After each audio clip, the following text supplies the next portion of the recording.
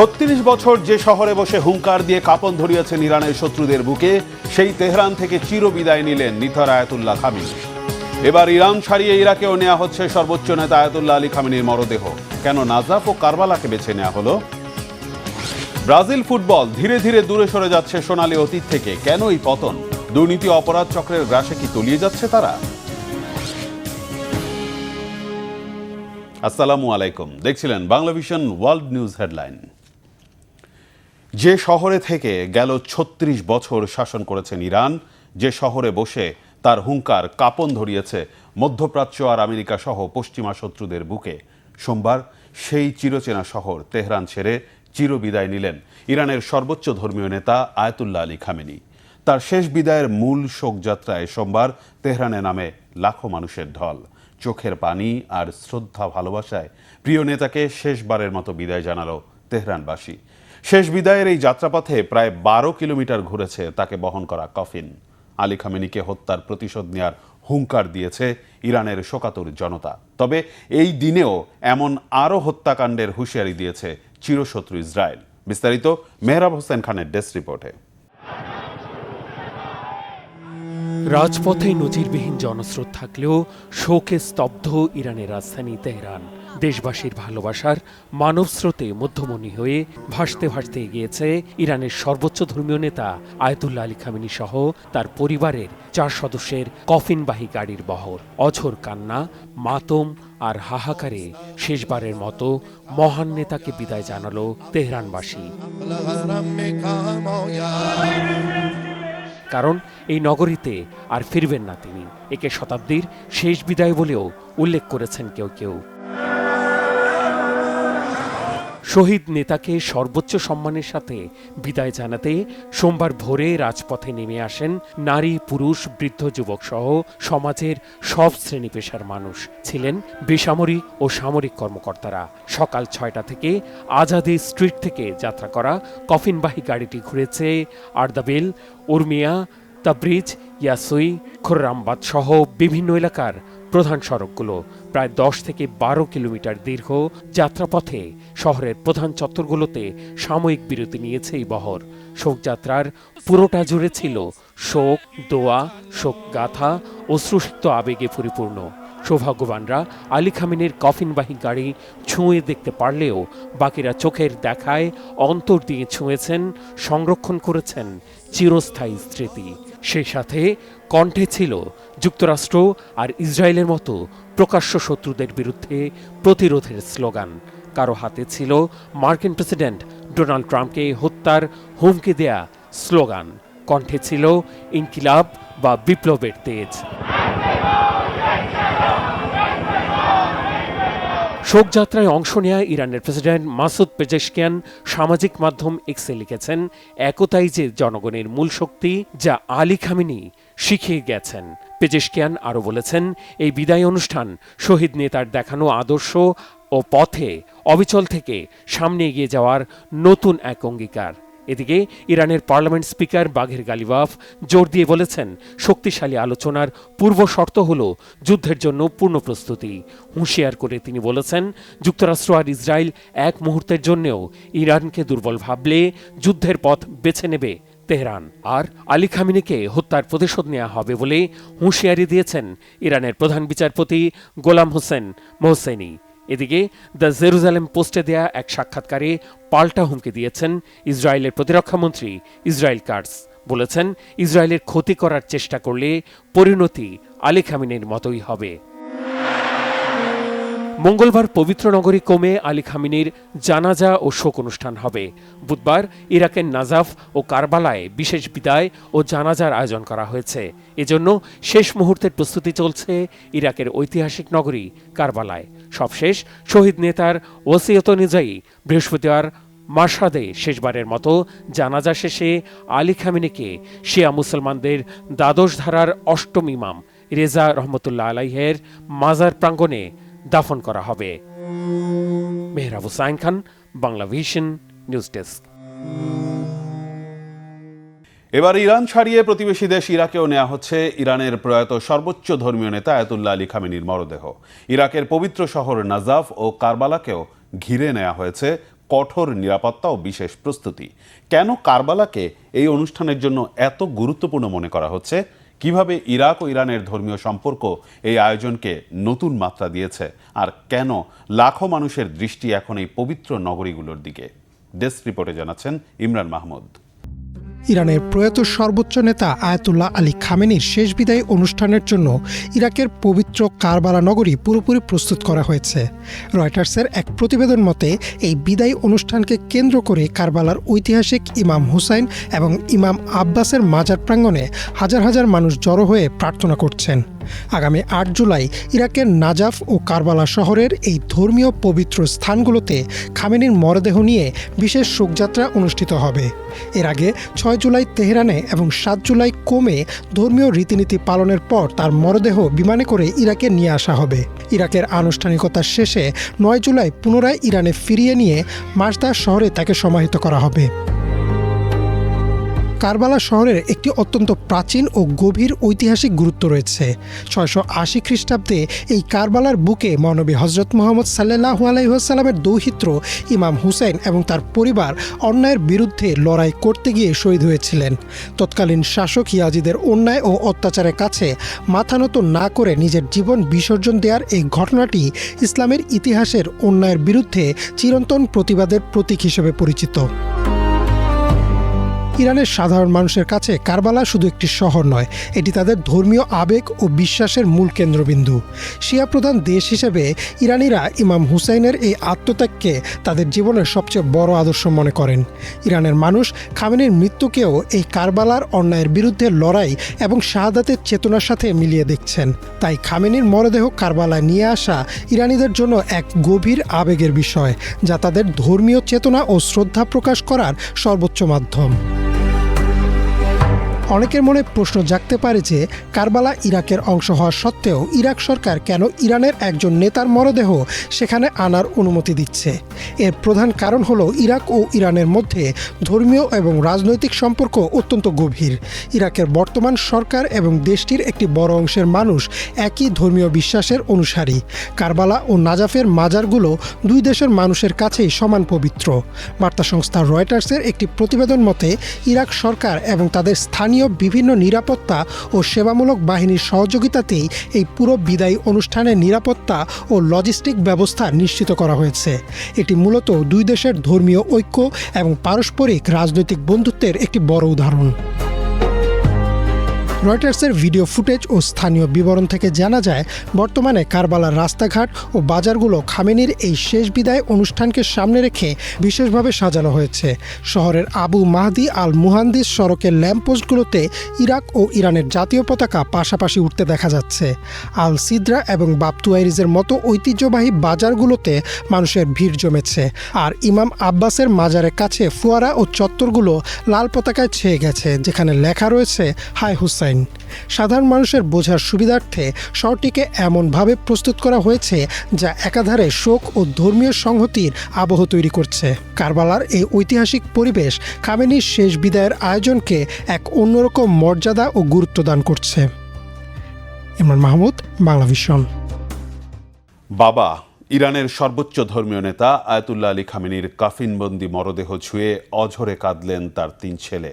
কিন্তু এর মাঝে সবার চোখ তখন খুঁজছিল আয়াতুল্লাহ খামেনির আরেক ছেলে, ইরানের নতুন সুপ্রিম লিডার মুজতবা খামেনিকে।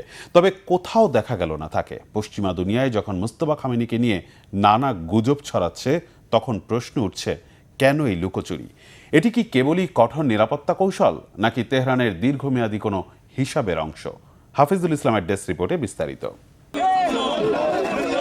কিছুদিন আগেই ইরানের সর্বোচ্চ নেতা হিসেবে পিতার শূন্য আসনে বসেছেন মুজতবা খামেনি, অথচ বাবা আয়াতুল্লাহ আলী খামেনির ঐতিহাসিক জানাজায় তাকে কোথাও দেখা যায়নি। মুজতবার অন্য ৩ ভাই বাবার কফিন ছুঁয়ে যখন হাঁটছিলেন, তখন নতুন সুপ্রিম লিডারের রহস্যময় অনুপস্থিতি বিশ্বজুড়ে জন্ম দিয়েছে অসংখ্য প্রশ্ন আর নানা গুঞ্জনের। পশ্চিমা বিভিন্ন সূত্র থেকে ছড়ানো হচ্ছে নতুন সুপ্রিম লিডারের মারাত্মক আহত ও মৃত্যুর গুজব। এমনও শোনা গেছে হামলায় ক্ষতিগ্রস্ত হয়েছে মুজতবার চেহারা। আকাশ ছোঁয়া শোক আর কালো পোশাকে মোড়ানো লাখো মানুষের জনসমুদ্র হয়ে যাওয়া তেহরানের গ্র্যান্ড মুসাল্লায় কেন এলেন না আয়াতুল্লাহর উত্তরাধিকারী মুজতবা? কেন তিনি পারলেন না বাবাকে প্রকাশ্যে শেষবারের মতো বিদায় জানাতে? আয়াতুল্লাহ আলী খামেনির জানাজায় নতুন সর্বোচ্চ ধর্মীয় নেতার অনুপস্থিতিকে আকস্মিক ঘটনা হিসেবে মানতে নারাজ ভূরাজনৈতিক বিশ্লেষকেরা। তারা মনে করেন মধ্যপ্রাচ্যের চলমান উত্তেজনাকর পরিস্থিতিতে ইরানের শীর্ষ নেতৃত্বের নিরাপত্তা বজায় রাখাই ছিল দেশটির প্রধান অগ্রাধিকার। একই মঞ্চে বা একই জনসমাবেশে প্রথম সারির সব নেতাকে প্রকাশ্যে আনা এই মুহূর্তে তেহরানের জন্য বড় ধরনের সামরিক ও কৌশলগত ঝুঁকি। তাই সুদূর প্রসারী কৌশল হিসেবেই এমন সিদ্ধান্ত নিয়েছেন তেহরানের নীতি নির্ধারকেরা। নিরাপত্তা বিশেষজ্ঞদের দাবি, ইরানের ভবিষ্যৎ ক্ষমতার ধারাবাহিকতা সুরক্ষিত রাখতেই মুজতবাকে জনসমাগম থেকে দূরে রাখা হয়েছে। এবারের যুদ্ধ শুরুর প্রথম দিকেই আয়াতুল্লাহ আলী খামেনি হত্যাকাণ্ডের পর নতুন সর্বোচ্চ নেতার নিরাপত্তা রক্ষার ব্যাপারে কোনো রকম ছাড় দিতে চায়নি ইরানের ইসলামী গার্ডস ও এর সংশ্লিষ্ট গোয়েন্দা সংস্থা। আর তাই কোনো ধরনের চোরাগুপ্তা হামলা কিংবা পশ্চিমাদের গোপন অপারেশন এড়াতে খুবই সতর্ক পদক্ষেপে হাঁটছে তেহরান। বিভিন্ন সূত্রের বরাতে পাওয়া তথ্য থেকে অনেকের ধারণা, পিতার জানাজায় মুজতবা খামেনির উপস্থিত হতে না পারার বিষয়টি আসলে পারিবারিক কোনো সিদ্ধান্ত নয়, বরং ইরান সরকার ও IRGCর শীর্ষ পর্যায় থেকেই নেওয়া হয়েছে এমন কৌশল। আয়াতুল্লাহ আলী খামেনির অন্য 3 ছেলেকে জানাজায় দেখা গেলেও আড়ালেই থেকে গেছেন মুজতবা। সর্বোচ্চ নেতা হিসেবে অভিষেকের পর থেকে এখনও জনগণের সামনে আসেননি নতুন এই সুপ্রিম লিডার। ইরানি বিভিন্ন সূত্রের খবর বলছে, আঞ্চলিক উত্তেজনা কিছুটা শান্ত হওয়া এবং অভ্যন্তরীণ নিরাপত্তা পুরোপুরি নিশ্চিত করার আগ পর্যন্ত মুজতবা খামেনির সামনে আসার সম্ভাবনা খুবই কম। তেহরানের নীতি নির্ধারকেরা যখন মনে করবেন পরিস্থিতি তাদের নিয়ন্ত্রণে এবং নতুন নেতার নিরাপত্তা অটুট, তখনই তিনি রাষ্ট্রীয় প্রোটোকলে জাতির সামনে আসবেন। বাবার জানাজায় মুজতবা খামেনির নাটকীয় অনুপস্থিতি কি তাহলে দীর্ঘমেয়াদী রণকৌশলেরই অংশ? হাফিজুল ইসলাম, বাংলা ভিশন। বিশ্বকাপের রাউন্ড অফ 16-এ নরওয়ের কাছে হেরে এক ট্রাজিক হেক্সার বৃত্ত পূরণ করল ব্রাজিল। একসময় ব্রাজিলের ফুটবল পরিচিত ছিল জোগো বেনিতো বা সুন্দর ফুটবল হিসেবে, কিন্তু দীর্ঘদিনের প্রাতিষ্ঠানিক পতন ও অপরাধ চক্রের অনুপ্রবেশের জেরে হারাতে বসেছে ব্রাজিলিয়ান ফুটবলের সেই ঐতিহ্য। ব্রাজিলিয়ান ফুটবল ফেডারেশনের ক্ষমতার রাজনীতি, শীর্ষ কর্মকর্তাদের বিলাসী দুর্নীতি আর জুয়ারি সিন্ডিকেটের জালে সোনালী অতীত থেকে অনেকটাই দূরে সরে এসেছে ব্রাজিল। বিস্তারিত মীর ফজলে রাব্বির ডেস্ক রিপোর্টে। মাঠে কাঁদছেন নেইমার, আর তার সাথে কাঁদছেন বিশ্বের কোটি কোটি ব্রাজিল ভক্ত। হেক্সা মিশনের স্বপ্ন নিয়ে বিশ্বকাপ খেলতে আসা ব্রাজিলের মিশন শেষ হলো টানা 6 বিশ্বকাপে শিরোপাহীন থাকার হেক্সা হতাশা নিয়ে। রাউন্ড অফ 16-এ নরওয়ের কাছে হেরে এক ট্র্যাজিক হেক্সার বৃত্ত পূরণ করল ব্রাজিল। সেই 2002 সালে এশিয়ার মাটিতে রোনালদো রিভালদোদের হাত ধরে সর্বশেষ সোনালী ট্রফিতে চুমু খেয়েছিল সেলেসাওরা। এরপর দীর্ঘ 24টি বছর কেটে গেলেও বিশ্বকাপের ট্রফি আর ব্রাজিলে ফেরানো সম্ভব হয়নি। কিন্তু এক সময়ের দাপটে এই দলের এমন অবস্থার জন্য কি শুধু মাঠের ফুটবলই দায়ী? একসময় ব্রাজিলের ফুটবল পরিচিত ছিল জোগো বনিতো বা সুন্দর ফুটবল হিসেবে, যা ছিল খেলোয়াড়দের ব্যক্তিগত নৈপুণ্য ও সৃজনশীলতা নির্ভর। কিন্তু ব্রাজিলীয় একাডেমিগুলো বিশ্ববাজারের চাহিদা মেটাতে গিয়ে শৈল্পিক খেলোয়াড় তৈরির চেয়ে শক্তপোক্ত ও ট্যাকটিক্যালি শৃঙ্খলিত খেলোয়াড় তৈরিতে বেশি মনোযোগ দিচ্ছে। ব্রাজিলের ক্লাবগুলোর আর্থিক দুরবস্থার কারণে তারা কিশোর বয়সেই এই প্রতিভাদের বিক্রি করে দিতে বাধ্য হয়। ফলে ব্রাজিল তার নিজস্ব ফুটবলীয় সত্তা হারিয়ে এক ধরনের কৃত্রিম ইউরোপীয় ঘরানার দলে পরিণত হয়েছে। তবে ব্রাজিলিয়ান ফুটবলের বর্তমান সংকট কেবল মাঠের ব্যর্থতা নয়, এটি দীর্ঘদিনের প্রাতিষ্ঠানিক পতন ও অপরাধ চক্রের অনুপ্রবেশের এক চূড়ান্ত রূপ। ব্রাজিলিয়ান ফুটবল কনফেডারেশন গত 1 দশক ধরে চরম নেতৃত্ব সংকটের মধ্য দিয়ে যাচ্ছে। 2018 সালে দুর্নীতির দায়ে CBF প্রধান মার্কো পোলো দেল নেরোকে আজীবন নিষিদ্ধ করে ফিফা। এরপর 2023 সালের ডিসেম্বরে রিও ডি জেনিরোর একটি আদালত জালিয়াতির অভিযোগে তৎকালীন সভাপতি এদনালদো রদ্রিগেজকে পদচ্যুত করেন। ফলে একটি দীর্ঘ সময় ব্রাজিল জাতীয় দল স্থায়ী কোনো অভিভাবক ছাড়াই কাটিয়েছে। 2025 সালের মে মাসে CBF-এর 26তম সভাপতি হিসেবে দায়িত্ব নেন পেশায় চিকিৎসক ও ব্যবসায়ী সামির সাউদ। কিন্তু তার আগমনও ব্রাজিলের ফুটবল রাজনীতিকে কলঙ্কমুক্ত করতে পারেনি। আন্তর্জাতিক গণমাধ্যমে ফাঁস হওয়া বিভিন্ন নথিতে দেখা যায় সামির সাউদ CBF-এর অফিসিয়াল তহবিল ব্যবহার করে ব্যক্তিগত বিলাসবহুল ভ্রমণ ও বিনোদনের খরচ মিটিয়েছেন। নিউ ইয়র্কের হোটেলে এক নারী সঙ্গের পেছনেই প্রায় $12,000 ব্যয়ের অভিযোগ ওঠে তার বিরুদ্ধে। ইতালির মতো ব্রাজিলের ফুটবলেও পড়েছে মাফিয়ার ছায়া। 2023 সালে উন্মোচিত হয় অপারেশন ম্যাক্সিমাম পেনাল্টি নামের এক বিশাল স্পট ফিক্সিং কেলেঙ্কারি। গোয়াস রাজ্যের পাবলিক মিনিস্ট্রির তদন্তে বেরিয়ে আসে যে আন্তর্জাতিক ও স্থানীয় জুয়ারি সিন্ডিকেটগুলো ব্রাজিলের শীর্ষ লিগের ম্যাচগুলোকে নিয়ন্ত্রণ করছে। এই তদন্তের জেরে সান্তোসের ডিফেন্ডার এদুয়ার্দো বাউয়ারম্যান সহ অন্তত 15 জন ফুটবলারকে দীর্ঘমেয়াদে ও আজীবন নিষিদ্ধ করা হয়। শুরুতে ব্রাজিলের দ্বিতীয় বিভাগের 3টি ম্যাচ নিয়ে সন্দেহ হলেও পরে দেখা যায় এর ডালপালা প্রথম বিভাগ এবং বিভিন্ন আঞ্চলিক স্টেট চ্যাম্পিয়নশিপ পর্যন্ত ছড়িয়ে পড়েছে, যা দেশটির ঘরোয়া ফুটবলের বিশ্বাসযোগ্যতা পুরোপুরি ধ্বংস করে দেয়। ব্রাজিলের নিজস্ব ঘরোয়া লিগের মান যেমন কমছে, তেমনি খেলোয়াড়রা দেশের মাটির ফুটবল সংস্কৃতির সাথে মানসিকভাবে যুক্ত হওয়ার আগেই ইউরোপীয় ট্যাকটিক্যাল মেশিনে পরিণত হচ্ছেন। ব্রাজিলের ক্লাবগুলোর আর্থিক দুর্বলতা এবং সিভিএফের দুর্নীতির কারণে তারা দেশের সেরা প্রতিভাদের ধরে রাখতে পারছে না। রাজনীতি, দুর্নীতি এবং অপরাধ চক্রের এই ত্রিভুজাকার প্রভাব ব্রাজিল ফুটবলকে তার সোনালী অতীত থেকে অনেকটা দূরে সরিয়ে দিয়েছে। মীর ফজলে রাব্বি, বাংলা ভিশন। এদিকে ফুটবলে লাল কার্ড মানেই পরের ম্যাচে নিষিদ্ধ। ফুটবলের এই প্রতিষ্ঠিত নিয়ম যেন হঠাৎ করেই বদলে গেল। মার্কিন ফরওয়ার্ড ফেরলিন বালগুনের নিষেধাজ্ঞা স্থগিত করে তাকে নকআউট পর্বের ম্যাচে মাঠে নামার সুযোগ করে দিয়েছে ফিফা। এই সিদ্ধান্তের নেপথ্যে মার্কিন প্রেসিডেন্ট ডোনাল্ড ট্রাম্পের হস্তক্ষেপের খবর প্রকাশ্যে আসতেই শুরু হয়েছে তুমুল বিতর্ক। প্রশ্ন উঠেছে, এভাবে রাজনৈতিক প্রভাবে ফুটবলের সর্বোচ্চ নিয়ন্ত্রক সংস্থা ফিফার সিদ্ধান্ত বদলে গেলে আগামীতে ক্রীড়াঙ্গন আসলে কতটা স্বাধীন থাকবে? এখন কি ইংল্যান্ডও লাল কার্ড প্রত্যাহারের আবেদন জানাবে? হিজল জুবারের ডেস্ক রিপোর্ট। ফুটবলে কোনো প্লেয়ার সাধারণত লাল কার্ড পাওয়া মানেই পরের ম্যাচে তার খেলায় স্বয়ংক্রিয় নিষেধাজ্ঞা। কিন্তু এবারের বিশ্বকাপে যুক্তরাষ্ট্রের তারকা ফরওয়ার্ড ফোলারিন বালোগুনের ক্ষেত্রে ঘটল এক নজিরবিহীন ঘটনা। বেলজিয়ামের বিপক্ষে শেষ 16তে ওঠার গুরুত্বপূর্ণ ম্যাচের ঠিক আগে তার ওপর থাকা লাল কার্ডের নিষেধাজ্ঞা নাটকীয়ভাবে স্থগিত করেছে ফিফা। বিতর্কিত এই সিদ্ধান্তের পেছনে মার্কিন প্রেসিডেন্ট ডোনাল্ড ট্রাম্পের সরাসরি হস্তক্ষেপের ঘটনায় শুরু হয়েছে বিশ্বজুড়ে ব্যাপক সমালোচনা। রয়টার্স, গার্ডিয়ান সহ আন্তর্জাতিক বিভিন্ন সংবাদ মাধ্যম জানাচ্ছে, বসনিয়া ও হার্জেগোভিনার বিপক্ষে নকআউট পর্বের ম্যাচে একটি ট্যাকলের জেরে ভিডিও অ্যাসিস্ট্যান্ট রেফারি VAR এর পর্যালোচনার পর সরাসরি লাল কার্ড দেয়া হয় বালোগুনকে। প্রচলিত নিয়ম অনুযায়ী এর ফলে বেলজিয়ামের বিপক্ষে তার খেলার সুযোগ ছিল না। শুরুতে যুক্তরাষ্ট্র ফুটবল ফেডারেশনও জানিয়েছিল এই স্বয়ংক্রিয় নিষেধাজ্ঞার বিরুদ্ধে আপিলের সুযোগ নেই।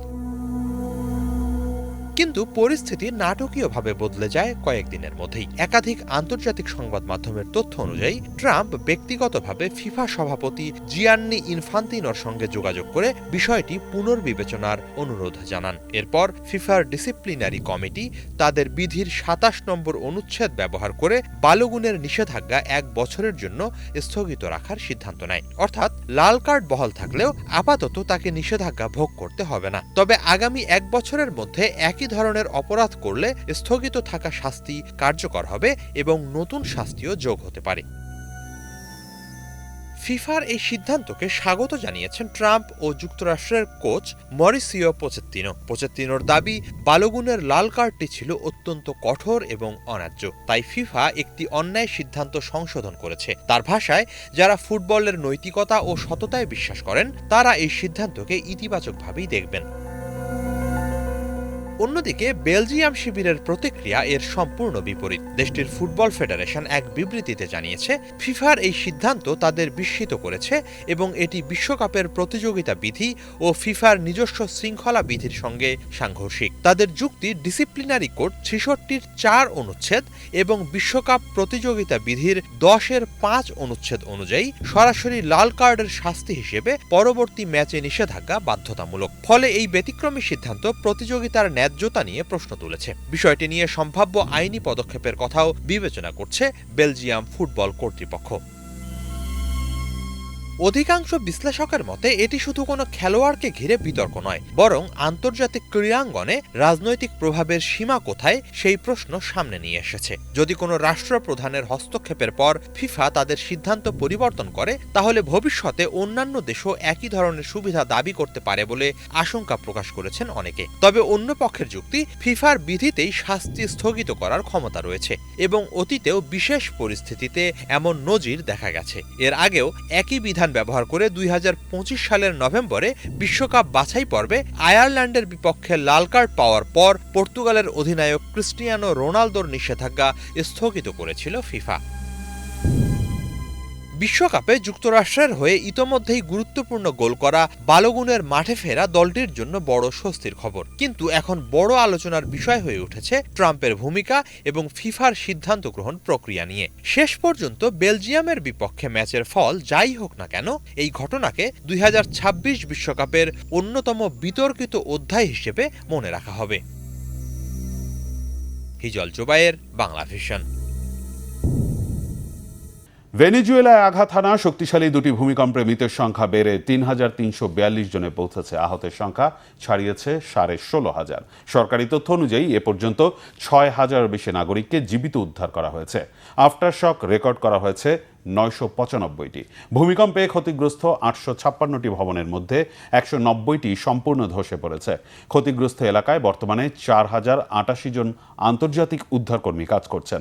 পাশাপাশি রাজধানী কারাকাস থেকে 29,567 জন উদ্ধারকর্মী এবং 27,482 জন স্বেচ্ছাসেবক ত্রাণ ও উদ্ধার কার্যক্রমে অংশ নিয়েছে। 23,820 জন চিকিৎসা সেবা পেয়েছেন এবং 79টি অস্থায়ী আশ্রয় কেন্দ্র স্থাপন করা হয়েছে। তবে এখনও 17,345 জন গৃহহীন অবস্থায় রয়েছেন। এই ছিল আজকের মতো। এতক্ষণ সাথে থাকায় ধন্যবাদ।